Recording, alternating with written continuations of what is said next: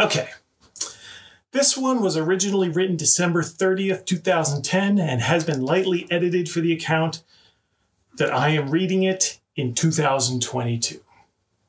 So, I've mentioned a time or 12 that I used to, and will again someday, do a heavy metal zine.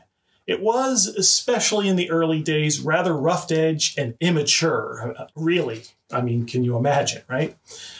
I blew my 20s doing that, funneling literally tens of thousands of dollars into something that had no chance of paying off. It was a period of unbelievable writing productivity, to the point where I wonder if I've suffered brain damage along the way. I mean, today I can't manage a quarter of the output that I managed 1998 to 2003 or so, while I was still working a full-time job in addition to doing zine writing. And so, last week I presented I Hate Fun on this channel. This was not originally about RPGs, but was to be the introduction to the never-finished winter 2007-2008 issue of the LotFP music magazine. That never got done because the many hundreds of euros needed to print the project were used for other things as I was getting divorced, and now on my own in this weird country that I decided to live in. Scary times. So, of course, the particulars of the second half of the piece were changed before being posted to the RPG blog or read on the RPG channel. And it originally complained about how people approach listening to music. That sort of sky cursing is something I never do seem to get tired of doing.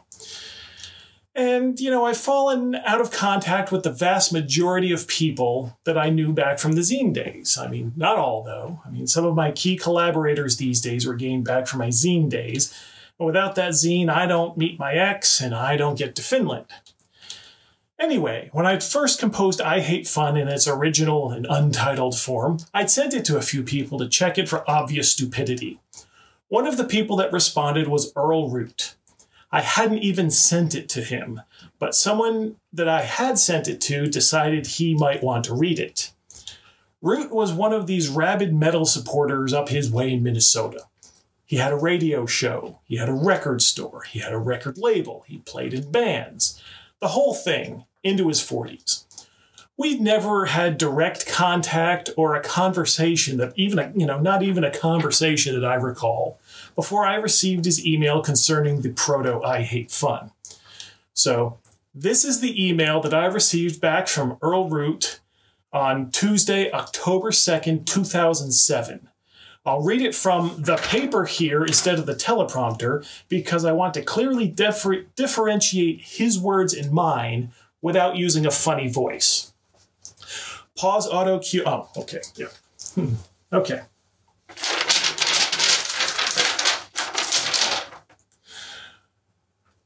John Prassis forwarded me your intro. I have been a huge fan of your mag and banter for years. I agree with you many times in your ideas and also how you conduct biz and such. I have great respect for you also, for you have done what many cannot, and that is do what you do out of passion. I have lived my whole life this way and did what I wanted to do and hoped for enough monetary gain to just pay the bills and allow me more time to play my instruments and write and do those things I actually enjoy. Don't get me wrong, I do like the work I do, but it is still work. All can grind on you from time to time, but the enjoyment I get when I hook someone up with their favorite long-lost record, or help turn a deserving kid onto a new band, or help a band get a gig, or whatever, it all comes around and goes and goes. As I get older, I realize I am still as angry as I was in my youth, but my approach to its resolution, or how I process and resolve it within myself, has changed. Again, I agree with you that change is inevitable, but not always good. I still say to this day that two of the biggest downfalls in the music of today are the pod guitar processor and Pro Tools. Back in the day, real men were engineers and had to work and get very creative to get the sounds they heard in their head and were looking to reproduce. A musician had to have his shit together and be ready for the task in 1 or 2 takes, or the hallway was full of the next guy to do this session. cut and paste and tone control and pitch mods can make even the most mediocre player sound like a guitar hero, and the availability of cheap gear that actually sounds good enough is everywhere. I grew up without the internet, without Guitar Center, without video games, without cell phones, and I am a better person for it. I worked my ass off for my first real guitar, a 1970 Les Paul Deluxe. It took me 10 months to pay it off, and I still have that guitar today. I loved it and cherished it and played it all the time. Nowadays, a kid can afford a knockoff and a sound-alike amp, and it is more a toy that will go out of vogue with them sooner than later. Look, I could rant all day about this, but I will try and get to my point. After careful reading of your intro, I believe you have hit the nail on its head squarely.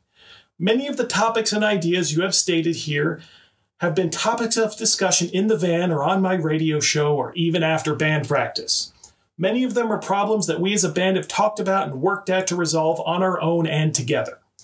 Many are problems we have to address as to what is going to be our next move and what are the pros and cons of such action or lack thereof, etc., etc. i.e., okay, the kids are out there and they might like to hear our stuff.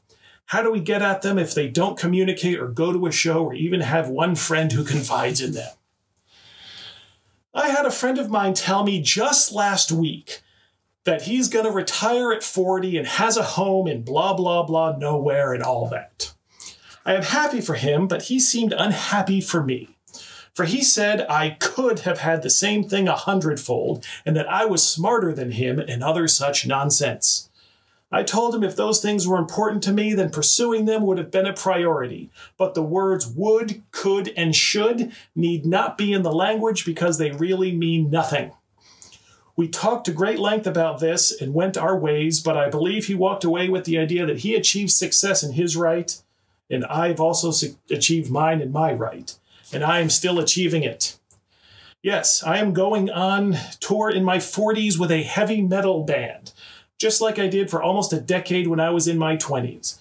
Not because I think I'm going to be a rock star. Well, I guess I sort of am again.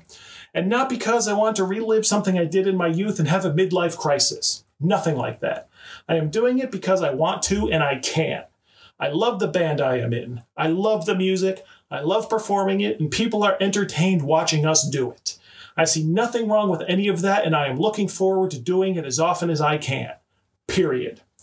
Again, as for your intro, I can nitpick it and have scrutinized it, but I can't find anything wrong with it. Right on, brother. When you finish it, please send it to me so I can forward it to some people I know who need to read it. I promise I will forward their replies to you if you so desire. Keep up the outstanding work.